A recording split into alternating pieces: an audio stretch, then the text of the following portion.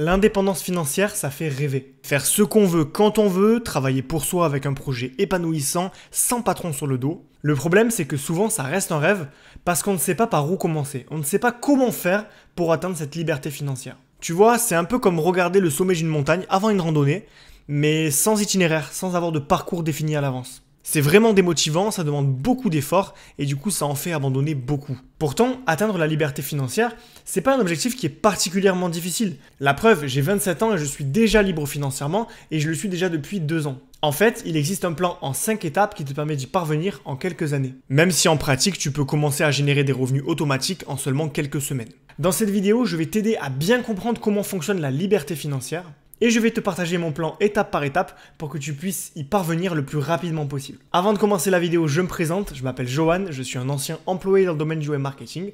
Et aujourd'hui, j'ai tout quitté. J'ai quitté ma vie de métro, boulot dodo, une vie qui ne me plaisait plus, une vie pour laquelle je bossais pour un patron. Je passais toute ma journée dans un open space, ça me plaisait pas. Je rentrais chez moi, je me demandais ce que je faisais là.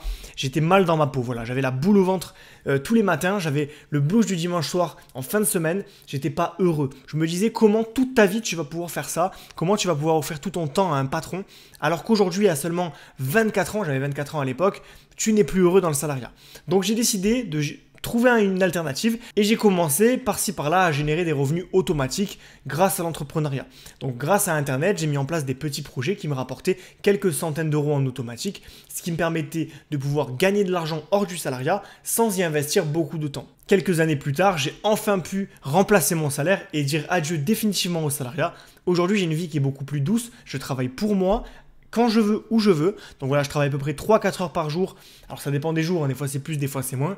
Mais j'ai vraiment une liberté totale sur mon emploi du temps. Je me sens beaucoup plus épanoui parce que je fais quelque chose qui m'apporte du sens. Aujourd'hui, j'aide les salariés à quitter le salariat. Alors qu'avant, mon taf, c'était de remplir des tableaux Excel pour augmenter les ventes de 10% de mon patron. Donc j'avais pas du tout le même rapport au travail. Aujourd'hui, je suis heureux de travailler. Je suis heureux de me lever tous les matins. Je le fais pour quelque chose qui compte pour moi. Je reprends le contrôle de ma vie. Et ça n'a pas de prix. Donc si aujourd'hui, tu veux récupérer du temps de qualité pour toi, pour tes proches et pour une vie sur mesure, je t'invite tout d'abord à t'abonner à la chaîne pour ne pas manquer les prochaines vidéos. Voilà, je fais régulièrement des vidéos sur la liberté financière et je t'invite également à télécharger gratuitement mon guide des 24 moyens de générer des revenus passifs. C'est un guide que je t'offre qui t'explique tous les moyens qu'il existe sur Internet et ailleurs pour générer des revenus automatiques, c'est-à-dire de l'argent qui va rentrer sans que tu aies besoin de travailler de manière proportionnelle à ce projet-là. Même si évidemment, c'est pas un projet magique et c'est pas un truc de vendeur de rêve. Le lien du guide offert est dans la description. Allez, c'est parti. Donc la première étape pour atteindre la liberté financière, ça va être de faire un bilan de tes dépenses. Donc aujourd'hui, on vit dans des sociétés capitalistes dans lesquelles on dépense souvent autant, voire plus que ce qu'on gagne en salaire. On a beaucoup de dépenses qui sortent sans qu'on s'en rende vraiment compte. On a des prélèvements d'un côté, on a les dépenses variables de l'autre, on a beaucoup de dépenses qui s'accumulent, qui s'additionnent, qui font que en fait, on se retrouve facilement à être dans le rouge. Et puis en plus de ça, j'irai même plus loin, je trouve qu'on a un rapport à l'argent qui n'est pas sain. Souvent, on va acheter pour un petit peu transformer notre frustration. On va être frustré toute la semaine d'avoir bossé, du coup, le samedi, on va aller dans la zone commerciale du coin et on va dépenser plein d'argent pour se sentir mieux et s'acheter du bonheur artificiel. Et ça, c'est un petit peu un problème parce que finalement, on lie nos émotions aux achats. Et c'est un petit peu ce que veulent les gens en nous mettant des pubs partout tout le temps, c'est qu'on ait envie d'acheter des choses dont on n'a pas besoin. Et ça va malheureusement beaucoup nous empêcher d'atteindre la liberté financière. La première étape pour devenir libre financièrement, ça va être de contrôler ses dépenses. Et pour contrôler ses dépenses, la première étape, le socle, les fondations, ça va être d'arriver à savoir combien on dépense exactement par mois. Donc autant les dépenses variables, c'est-à-dire ce qu'on va pouvoir dépenser pour la nourriture, l'essence, les transports et compagnie, et les dépenses fixes, par exemple le loyer, l'électricité et compagnie. Donc toutes ces dépenses-là, il va falloir les noter quelque part pour pouvoir faire un bilan de savoir ce que vous dépensez et ce que vous gagnez, et pouvoir se dire, ok, voilà les actions que je vais pouvoir faire pour améliorer la situation, pour optimiser ma situation. Voilà, parce que si tu sais pas d'où tu pars, tu pourras pas savoir où tu vas, tout simplement. Tu es obligé d'avoir un point de départ et un point d'arrivée, et pour avoir un point de départ, il faut faire un bilan à l'instant T de ta situation financière. Pour t'aider à faire le point, j'ai créé un tableau Excel qui te permet d'avoir une vue d'ensemble sur tes revenus, tes dépenses et ton reste à vivre. Donc tu vas noter tout ce que tu gagnes dans ta vie, tout ce que tu dépenses et du coup tu vas avoir la différence entre les deux qui va te dire tu as tant de reste à vivre et il va falloir que tu définisses si ce reste à vivre te permet de mettre de l'argent de côté, d'investir de l'argent ou si tu es juste ric-rac et que tu ne peux pas dépenser plus. Voilà, ça te permet d'avoir un bilan et de savoir exactement où tu en es dans ta situation financière. Tout est automatisé, tu as juste à rentrer des données et le tableau calcule tout pour toi. Donc tu vas gagner un temps fou et ça va te permettre d'y voir beaucoup plus clair. Voilà, je te mets le lien en description si ça t'intéresse. La deuxième étape, ça va être de réduire tes dépenses inutiles pour économiser de l'argent. Donc maintenant que tu sais combien tu gagnes et combien tu dépenses, vois ce que tu peux supprimer sans que ça entache ta qualité de vie. Par exemple, je me rends compte qu'aujourd'hui, on est beaucoup à avoir plein de plateformes vidéo. On va avoir Netflix, Prime Video, Salto, Disney+, donc autant de plateformes qui vont nous coûter de l'argent. On va avoir Spotify également pour la musique, Deezer, donc on va accumuler tout ça, ce qui fait qu'une fois qu'on les a mis tous bout à bout, on peut facilement se retrouver avec des abonnements de 30, 40, 50 euros par mois, alors que finalement, si on regarde au prorata, on va regarder peut-être deux séries sur Netflix et un film sur Prime Video, ce qui ne nécessitait pas par exemple d'avoir Disney+. Et donc là, on a un abonnement qui est inutile. Souvent, on a des abonnements qu'on a envie de garder parce que voilà, on oublie un petit peu qu'on les a, ils sont débités automatiquement. Et on se rend compte au final qu'on a beaucoup d'abonnements qui ne nous servent pas à grand chose. Et surtout, avant de parler de ça nous sert ou ça nous sert pas, c'est est-ce que ça nous apporte du bonheur? Tu vois, est-ce que si je t'enlève Disney+ demain, est-ce que tu vas être beaucoup plus malheureux qu'aujourd'hui? Est-ce que tu vas vraiment te sentir mal? Est-ce que tu vas te sentir vide? Je ne pense pas. Donc aujourd'hui, il faut que tu fasses le pour et le contre de chaque dépense et voir si ça vaut vraiment le coup de la garder ou pas. Sinon, sans être extrême et parler de ce que tu peux enlever, on peut aussi voir ce que tu peux réduire. Par exemple, ton loyer. Aujourd'hui, tu payes peut-être 700 euros de loyer par mois et peut-être que tu pourrais avoir pour 150 euros de moins, une surface légèrement plus petite qui ne va pas forcément t'enlever beaucoup de qualité de vie. Peut-être qu'aujourd'hui tu vis dans 50 mètres carrés et que si tu étais dans 40 mètres carrés, tu verrais pas trop la différence et tu te sentirais pas plus malheureux. Pourtant, ça t'apporterait du bonheur parce que tu aurais plus d'argent de côté et donc tu pourrais mieux travailler ta liberté financière. En fait, tu peux pas avoir le beurre et l'argent du beurre, tu vois. Tu vas être obligé de couper certains endroits où tu dépenses beaucoup pour réussir à économiser ailleurs et donc atteindre ton objectif plus facilement. Si tu veux avoir le meilleur du meilleur et donc dépenser 100% de ce que tu as, tu vas certes vivre confortablement, mais tu n'auras pas le luxe de pouvoir quitter le salarié un jour. Donc après, c'est à toi de voir ce que tu veux, mais voilà, il faut que tu prennes une décision. Et encore une fois, tu n'es pas obligé d'être extrême, tu vois. Par exemple, moi, je payais un abonnement chez EDF, donc je payais par exemple 100 euros d'électricité par mois quand je vivais avec ma copine. Et donc, j'ai changé de fournisseur d'énergie pour Vattenfall. Donc, je fais pas de la pub pour eux, hein, j'ai absolument aucun intérêt à vous le recommander. Mais en tout cas, voilà, j'ai eu moins 10% parce que c'était de l'énergie verte et je crois que ça passait par un autre système. Et j'ai économisé 10% sur ma facture d'électricité, donc 10 euros par mois. Ça paraît pas beaucoup comme ça, mais à l'année, ça fait quand même 120 euros d'économiser. Et si je fais ça sur plusieurs abonnements, je peux facilement économiser des centaines d'euros par mois. Voilà, donc pour t'aider à réduire tes dépenses et notamment tes abonnements, je te conseille une excellente application qui s'appelle iDeal. Cette application, elle est géniale, elle te permet de noter tous les abonnements que tu as et ensuite elle va comparer et renégocier pour toi tous tes abonnements. Donc voilà, moi j'avais renégocié mon assurance habitation, j'étais passé de 100 euros par an à 50 pour les mêmes garanties. Il y a plein de choses qu'on peut économiser sans qu'on s'en rende compte. Souvent on a la flemme ou juste on ne sait pas que c'est possible. Donc voilà, passer par ce genre d'application, ce genre de services qui vont le faire pour vous, c'est quand même une super opportunité. Ça m'a permis d'économiser 200 euros par mois environ en quelques clics et c'était vraiment très appréciable. Voilà, l'idée c'est pas de te priver, c'est pas de vivre comme un reclus de la société, de ne plus rien dépenser, de ne plus avoir Netflix, plus rien. Si tu trouves du plaisir à avoir Netflix, garde Netflix, il n'y a pas de problème. Moi, ce que je te dis, c'est qu'aujourd'hui, il y a toujours une alternative moins coûteuse que ce que tu as aujourd'hui. Et surtout, il y a des choses que tu utilises qui ne te servent pas et qui ne te rendent pas plus heureux. Donc voilà, l'idée c'est de faire la différence entre ce qui est indispensable pour toi et ce qui ne l'est pas et de prendre les mesures qui s'imposent quand ce n'est pas le cas. La troisième étape pour atteindre la liberté financière, ça va être de te former. À l'école, on nous apprend à être de parfaits salariés.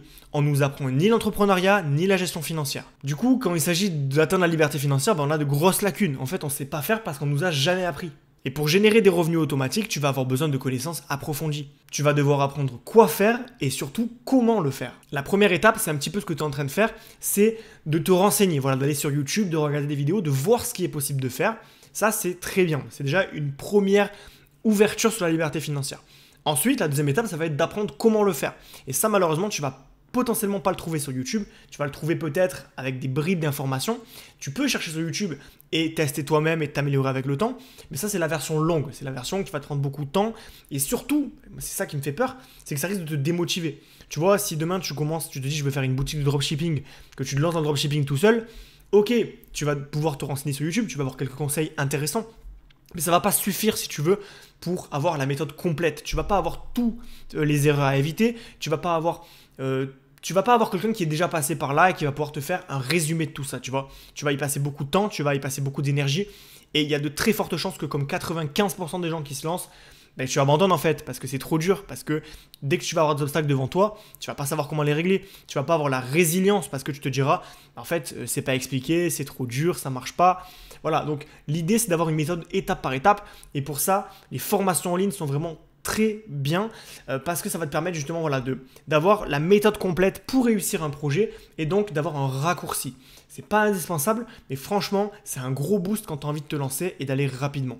Et si tu es plutôt une personne qui a besoin d'être accompagnée, d'être coachée, tu vois qu'il y a beaucoup de questions, qui a envie d'avoir quelqu'un derrière avec qui parler, un coaching personnalisé, ça va être beaucoup plus intéressant pour toi parce que tu vas avoir des dates butoirs pour atteindre tes projets et donc tu vas être assuré de réussir. Voilà, peu importe de la manière dont tu vas te former, que ce soit en lisant des livres, en suivant des formations, en faisant un coaching, peu importe, mais juste fais-le, commence à le faire. C'est très très important. Voilà, si tu ne te formes pas, tu n'auras pas les compétences techniques et les compétences finalement du mindset pour réussir à atteindre l'objectif que tu t'es fixé, qui est quand même un objectif ambitieux, mais qui est loin d'être impossible. Voilà, si tu ne te formes pas, imagine, c'est comme si tu voulais courir un marathon, donc courir 42 km sans avoir lu de conseils sur Internet pour y arriver, sans savoir comment bien respirer, sans savoir comment être persévérant, comment t'entraîner, comment ne pas te blesser.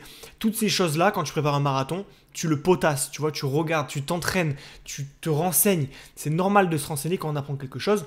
Aujourd'hui, on est habitué à ce que ce soit que l'école qui nous apprenne des choses, mais vraiment, se former soi-même, c'est la base pour réussir dans quoi que ce soit qu'on entreprend. Quatrième étape pour atteindre la liberté financière, ça va être de mettre en place des revenus automatiques ou dits revenus passifs. Sur Internet, il existe plein de moyens de gagner de l'argent automatiquement avec des projets qui peuvent te passionner. L'idée, évidemment, c'est pas de gagner sa vie sans rien faire, les pieds en éventail sur la plage, même si, bon, en soi, pourquoi pas, mais ça va être surtout de ne pas donner proportionnellement son temps à l'argent qu'on va gagner. Ça veut dire qu'au lieu de faire comme dans le salariat et de gagner par exemple 13 € de l'heure, ben là en fait tu vas gagner 13 € par jour, même si tu ne travailles pas. Ça va être un moyen de créer des petits projets. Tu vas travailler à court terme sur un projet. C'est pas automatique, c'est pas magique, hein, je veux dire. Il va falloir quand même travailler.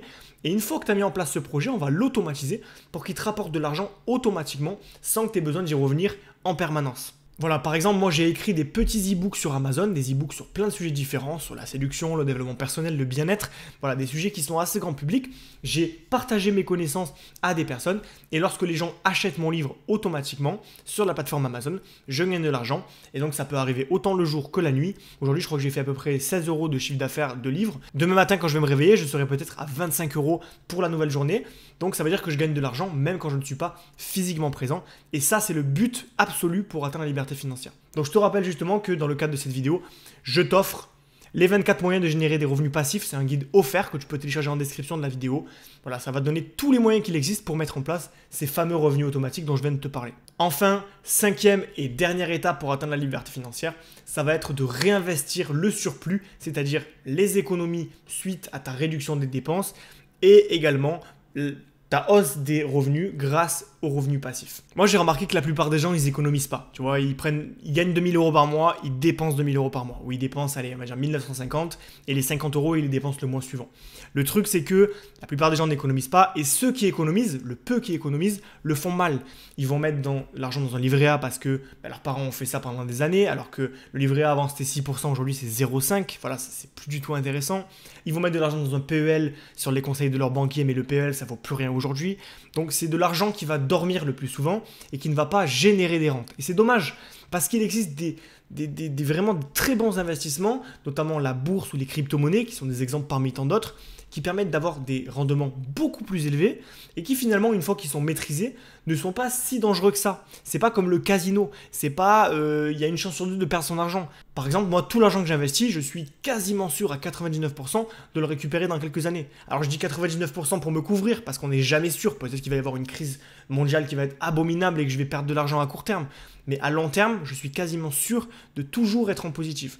Donc voilà, il faut toujours relativiser, il faut se dire que il y a des meilleurs investissements que ce que vous avez aujourd'hui. Et ça, si on ne les connaît pas, on ne fait pas travailler son argent au maximum. C'est un petit peu comme avoir une voiture de 200 chevaux, mais de jamais dépasser les 50 km/h. C'est dommage. En fait, on pourrait aller beaucoup plus loin, beaucoup plus vite, mais on ne le fait pas parce qu'on manque de connaissances et on n'ose pas appuyer par peur. Voilà, donc au lieu de travailler pour l'argent, l'idée c'est de faire travailler l'argent pour toi. justement en l'investissant et en ayant des rentes automatiques mois après mois qui vont permettre d'enclencher une boule de neige. Voilà, ce qu'il faut comprendre pour conclure, c'est que la liberté financière, c'est pas des actions un petit peu par-ci par-là, c'est un système complet, d'accord? Si tu économises de l'argent mais que tu n'en fais rien, tu n'atteindras pas la liberté financière. Si tu gagnes des revenus mais que cet argent tu le dépenses immédiatement, tu n'atteindras pas la liberté financière. Ce qu'il faut, c'est économiser, gagner plus d'argent et ce surplus-là, le réinvestir pour finalement créer une genre de boule de neige positive qui va faire en sorte que mois après mois, les revenus vont monter, le patrimoine va s'augmenter et donc on va pouvoir atteindre des montants qui vont permettre de prendre une retraite anticipée, une retraite jeune, ou tout simplement voilà, de quitter le salariat, d'investir en immobilier, d'acheter un certain nombre de biens qui nous permettront de vivre et de voir venir jusqu'à la fin de nos jours sans travailler pour un patron, sans être salarié toute sa vie. Voilà, c'est la fin de cette vidéo. N'hésite pas à t'abonner si elle t'a plu et si tu veux en savoir plus sur la liberté financière. Et n'hésite pas également à télécharger encore une fois gratuitement le livre, le guide gratuit des 24 moyens de générer des revenus passifs. Ça va t'apprendre tout ce que tu peux faire pour générer des revenus passifs en investissant et grâce à l'entrepreneuriat. Donc voilà, tu peux le télécharger dans la description, je te laisse le récupérer.